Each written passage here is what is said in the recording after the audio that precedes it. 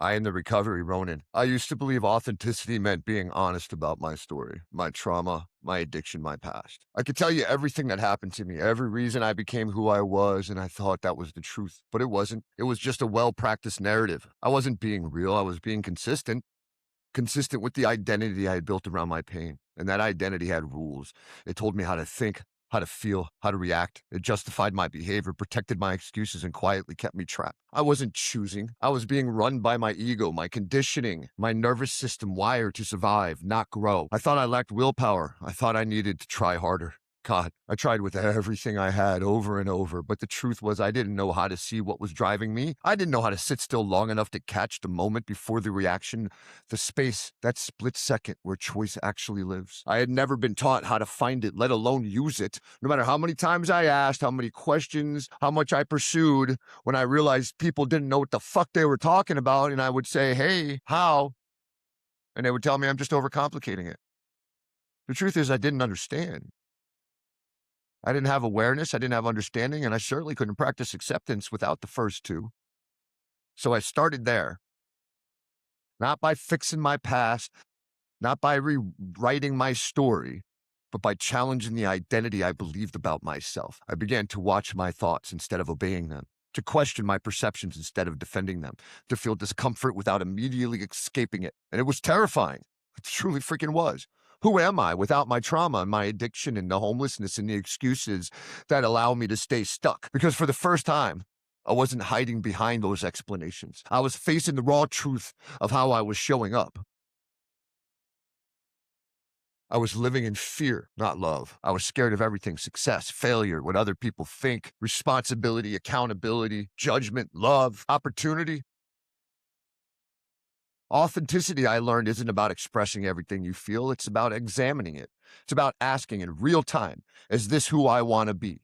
Not when it's easy, not when it's comfortable, but when your fear is loud, when your excuses are convincing, when your old patterns are begging to take over.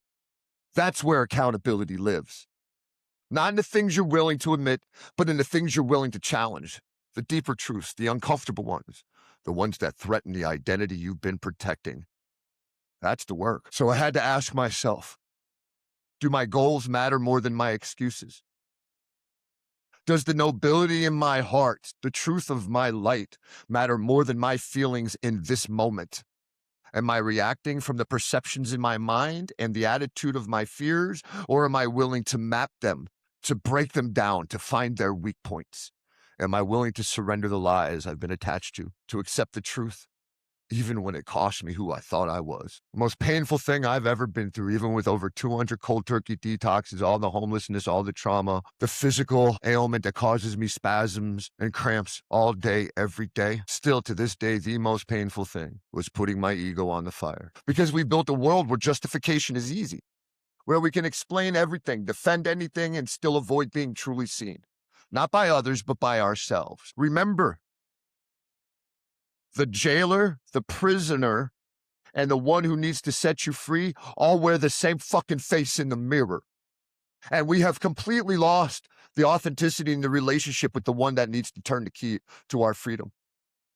And that's left a massive void, a lack of real leadership, not because people don't care, but because so few are willing to go there first. For me, everything changed the moment I stopped asking, why am I like this? And started asking, what is controlling me right now? And then I stayed with it. I watched it. I challenged it. And slowly, I realized something that changed everything. I am not my past. I am not my trauma. I am not my addiction or the homelessness. I'm not even the story I tell about my life. I am the awareness. I am the one who can see it. And in that awareness, in that space where authenticity lives, change can begin. We have completely lost this message. Look, I'm not saying this is easy. Is it simple? Sure. It's the simplest thing in the world. Let go. Embrace truth. Simple. No one ever promised it would be easy. But without awareness and understanding, how can acceptance ever take place? We meet people's willingness with platitudes and cliches. And then we look at even the people that started the modern recovery movement, the three loudest, most effective voices in the last century to the recovery community: Dr. Bob, Wally P., and Bill W. They all made it clear over the last few decades prior to their passing, that we are losing something. And just me trying to talk about it gets me so much hate. And I embrace it. I trained myself for years to be ready for this. Because somebody needs to say something. We are so capable, unlimited. And we cap ourselves with our fears. We fight to stay stuck in the house of stability. We don't even want to map the house of you. Are you a victim of your past? Do you live in constant fear of the future? Do you need validation to feel like you matter? And that's okay. I grew up in the same world you do. This wasn't easy for me. But I am tenacious. And I was blessed, even though I overdosed probably 100 times and just woke up and did it again using 21 gauge needles because I couldn't get enough heroin in a fucking regular one. I have the blue dots in my arm to prove it. They were so thick I would have to light the needle on fire just to get it to push through, and they tattooed me. And my dealer, who had the key to my hotel room after my family died and I got the money, he said I would be fucking overdosed all day long, breathing once a minute, blue, and I would wake up and do it again. But somehow I just kept surviving and fighting and fighting. There was no middle ground for me. There was no house of stability for me. I suffered too much. My physical ailment that nobody can see or understand made me feel so alone and so desperate to be seen that if I didn't move from the house of stability to the house of creation, there was nothing but going back to the house of chaos for me, no matter how much I wanted it. And this delusional world that we live in modern recovery, whether it's from obesity, diabetes, cardiovascular disease, mental health, addiction, it's irrelevant. We tell people the key is willingness. What is that willingness for? Willingness to admit you have a problem? Oh, give me a fucking break. You know how rare it is I run into somebody with addiction that's in denial about their addiction? And we think honesty, working a 12-step program is about getting real with ourselves, that crack is a problem, that drinking ourselves to death every day isn't good for us. Get the fuck out of here with that preschool shit. It's like saying trust for your partner is for them not to cheat on me. You're in preschool understanding what trust is. Willingness is about mapping the ego, about having the courage to admit your narcissistic tendencies, your selfishness, your fears, the ones that you're so scared to even admit in the mirror. I was willing. My desperation for my suffering made me so willing. Again, and again, I will say this over and over until it goes so fucking viral. God hears me. If we don't stop treating addiction and relapse with fear and weaponizing our fucking ignorance, we will continue to see millions of families destroyed every fucking year because of a basic misunderstanding.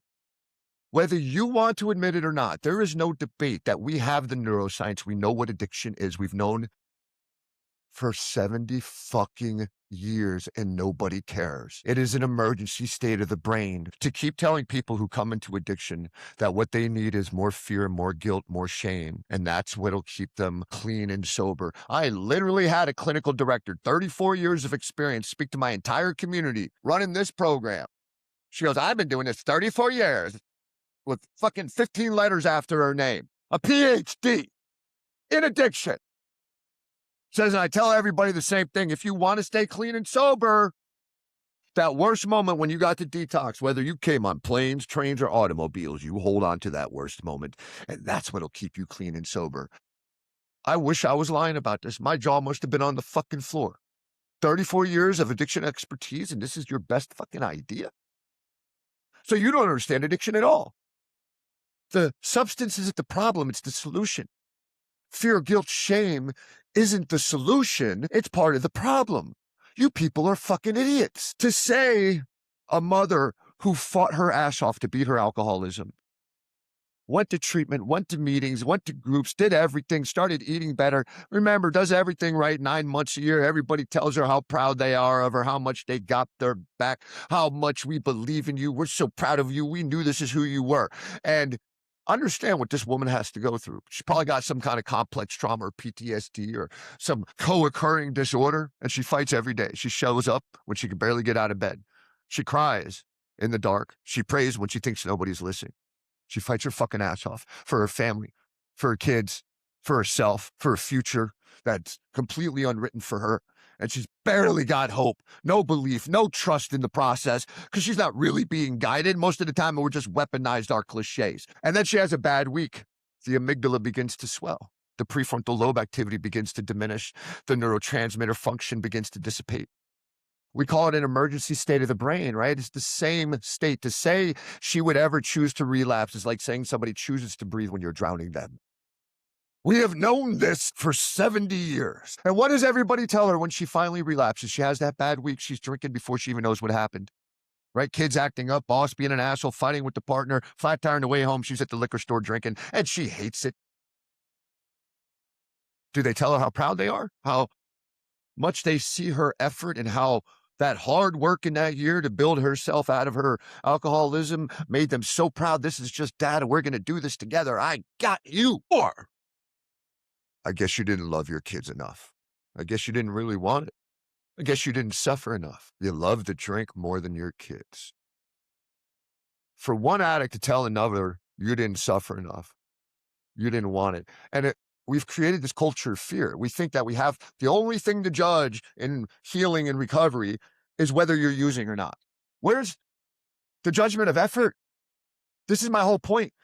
We've only reduced it to this one thing because we don't even understand effort anymore. The only thing we have a metric for is time, clean, and sober. That's not even what the chips and key tags are for. I didn't know this for 20 years. I've done the key tags 100 times, probably fucking 500. Down here in South Florida, all around the world, we got a wonderful, colorful way of denoting clean time. We got white just for today for 30 days. We got orange, glad you're here. We go on and on and on with all these fucking cliches. It's not even what they're for. Time invested in conscious living and spiritual awakening. But we don't really know what that means anymore. It's all this fucking weaponized platitudes and cliches. We just say, oh, I have a relationship with God. Well, what'd you do? What was it like? What happened? Where'd it go? What did God do for you? What did you do for yourself? What was the feeling? What was the change? Can you map it? Can you define it? Can you explore? Do you have your 40 minutes of spiritual awakening, or are you just completely full of shit? And I'm not angry at you. I'm angry at one thing. The Dunning-Kruger effect, the unwillingness of the community I love to have meaningful conversations. For decades, I fought for my fucking life. And I ask questions. You're just overcomplicating it. Right, I know that. Pretty fucking aware. You're just overthinking it. Yeah, I'm hyper aware my brain doesn't shut the fuck off, that I'm suffering so bad. So what do? Well, you got to just keep it simple. If I knew how to do that, I would have done it decades ago. Like, how did you do it? Well, just one day at a time. So you didn't do it. You don't know how to do it. There's no, what? Like the few of us that were lucky enough to actually stay clean and sober that didn't transform, that got stuck in the house of stability. It's a tiny fraction of us. The vast majority of us, because we don't believe in healing anymore. You kidding me? Once an addict, always an addict, right? Wrong. Now, it's going to be more difficult for somebody like me to heal who's lost an addiction for fucking most of their life in the darkest of addiction, IV drug user, homeless over 10 years, relapse hundreds of times. Yeah, but my brain is healing. I don't have compulsion like that anymore. Shit on my lifestyle. Every part of my lifestyle, every part of my identity, every part of how I react with the world has changed. Everything. And I could talk about it endlessly for days because I've been through it. I know the difference between the old me and the new me. I could tell you how I trust God, how I started developing a relationship with my inner light, how I opened my heart wall, how I learned to control my nervous system. It's not black and white. It's not a straight line, but you're either on the path or you're fighting to stay stuck. There is no gray area here. And I've seen it work. This shirt right here. I've seen what happens when we start believing as a culture. Do hard shit. Embrace challenge as opportunity. We fear it. We fear responsibility. We think it's a burden. We think showing up is a hard thing that we should fear. It is the opportunity. It is what creates character. We used to want to be our best selves, but in the age of abundance, comfort, distraction, and no grounding in spiritual identity, we've reduced it all to a fucking platitude, to a wave of your hand. I have a personal relationship with God. I found it worked for me. Well, then why are you 200 pounds overweight, miserable all the time, and live in constant fear? Why do you still cry about your past? You got years or decades. You're still the same person. Sure, your life has changed. Your habits have evolved somewhat, but then stabilized. Where's the consistency of the growth forward? Anybody that is on the path is continuing to grow, and they can tell you how because they experience it. It's weird that we don't even acknowledge how inconsistent, how hypocritical the things we say are.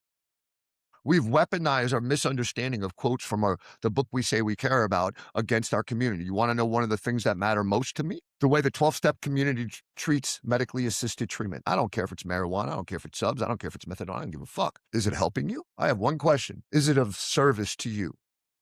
There's a difference between substance replacement and symptoms management. Everybody does symptoms management. Well, I didn't need that. And then they'll weaponize something from the basic text of Narcotics Anonymous. It's a program of complete abstinence of all mood or mind-altering substances. Yeah, that's the goal, dipshit, not the requirement for membership. I have lost dear friends because of this fucking ignorance, telling people you're not really clean.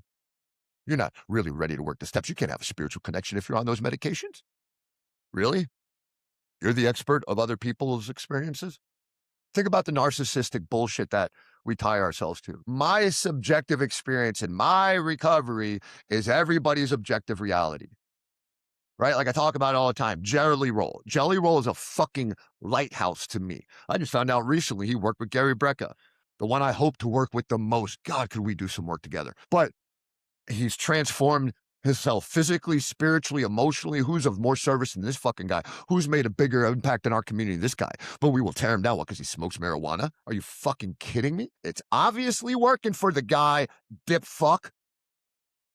But you're right, your subjective emotional understanding. And not only that, guess what the big book of AA and the basic text of Narcotics Anonymous say about medically assisted treatment? Do you care, or do you just want to be right? Because you're so attached to your narcissistic bullshit, you can't even fathom opening your mind. You know how many times I've had this conversation with my own step study, with my own sponsorship family? I got one of them over the last 15 years to even be interested in exploring the truth. Every other one of them are so fucking right, even when our friends die. Yes, I have watched multiple of my friends, some who relapsed over and over after years clean, come back in the program and they're doing great. One of them was on a low dose of methadone. Everybody gave this person shit every day. You got to get off that. You got to get off that. She got her life back. She got clean again. She got her kid back. She was doing great. She got off of it to make everybody happy. Of course, like she wanted to get off it. So it wasn't just to make everybody happy, but she was doing great. Why stop? Why stop? It was working, right? And it was mostly because of the culture, not because of what the basic text of Narcotics Anonymous or the big book of AA say, because they're hyper. I mean, I think I quoted 11 times combined that they support medically assisted treatment. They put out Bulletin 18, Bulletin 25, again, in support of medically assisted treatment. Nobody fucking cares about the truth. I got one of my friends to open the book with me, and when we read it, he goes, oh my God, you're right. Yeah, no shit. And when this friend of mine got off the substance to make everybody happy, what do you think happened? Yeah, I was at her funeral a couple months later. And I've got a bunch of these fucking stories. Maybe it's because I'm a clinician and I'm on the other side of it, right? I talk to patients who want to go to a 12-step program, who feel completely unwelcome, that they have to lie because they're on some type of medication. I had a baseball player. I was his primary therapist. This was like 7, 8 years ago. Great guy, great family man. He was a binge drinker. I worked my ass off with him. Like 6 months in, he finally got the courage to get a sponsor. We celebrated, right? He was very proud of himself. I was very proud of him. The first time he hung out, the sponsor dropped him because he was on Prozac. Yeah, everybody can do what they want, but nobody fucking cares what the program is because we're all so self-centered, so egocentric, so narcissistic in our personality types that we don't seek truth.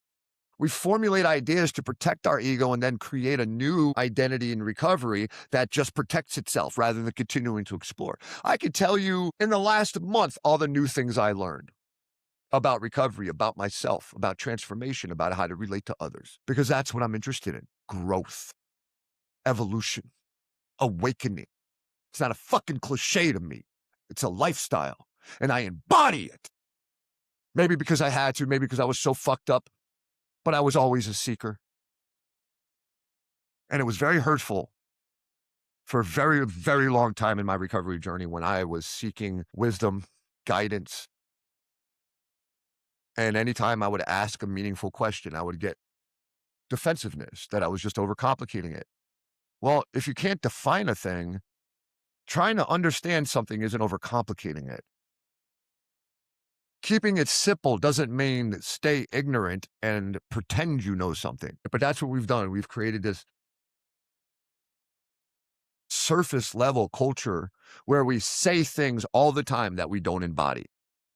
And we don't have the courage as a community to ask deeper questions because we're scared that we're going to break apart this structure that we've built for ourselves, this basic survival that is way better than the chaos we used to live in, this structured lifestyle of boredom, of loneliness. It's way better than the chaos, but it is not the same thing as awakening. And we need to have the courage as a community. The leaders need to step the fuck up.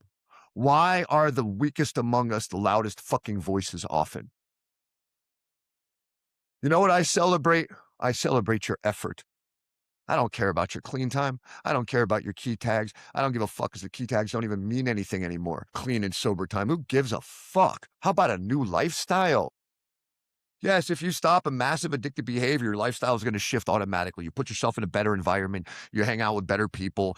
It's objectively better to go to meetings than it is the dope hole or the bar. It's objectively better to hang out with recovering people than a bunch of fucking dope fiends. But that's not transformation. That's a shift in context. That's a shift in basic environmental lifestyle. And then we attach ourselves to this ideology rather than the ideology transforming us. You know who said this? Bill W. Your recovery program is supposed to fit like a loose garment, not a fucking skin. And if you don't have the capacity to challenge your identity, then you're just self-righteous, just wearing a new uniform. I am the recovery Ronin, and I will never shut the fuck up. Not until this world begins to heal. Not until I get to see the difference. Not until I get to see the healing, the love, and the support that my fucking community deserves, where we stop creating these little cliquish ideas and start opening ourselves up to asking deeper questions and transforming. Awakening is real. Authenticity is not attachment to the ego. It is the opposite. It is the exploration, the mapping, and the challenging of it. The fuck you think the steps are for? Not for clean and sober, to weaken the attachment to the ego, to transform your perceptions, your attitudes, to surrender your excuses. There is a way. It's written everywhere, everyone. The 12 steps are no different than Christian Gnostic principles, than Buddhism, than Taoism, than Taoism, than the Wu Wei, than Stoicism, than the neurocognitive behavioral science. It all says the same thing. The question is, are you willing to listen? Or would you rather be right and suffer your entire life than have the fucking courage to challenge the narratives of your ego? That's where choice exists. I am the Recovery Ronin, and thank you for your time.